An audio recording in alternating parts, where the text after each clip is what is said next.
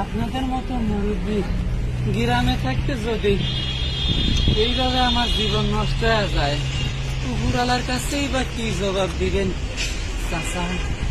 উপরওয়ালার কাছে কি জবাব দেবো সেটা চিন্তা না করে বরং তুমি আমারে কো তোমার বিয়ে হওয়া না হয় এটা আমার কি যায় আসে? এইটা আপনি কি করছেন চাচা? আপনাদের চোখের সামনে একটা যুবক সওয়াল বৃদ্ধ হওয়ার উপক্রম হয়ে যাচ্ছে, আর আপনি করছেন কি করার আছে চাচা? শোনো বাবু, আমি তোমার বাপও না মাও না, এমনকি তোমার রক্তের সম্পর্কও না। তোমার বিয়ে না হওয়া এটা আমার কি যায় আসে? আমার বাপ মা ফেল করলে মুরব্বী হিসাবে আপনাদের একটা দায়িত্ব আছে না?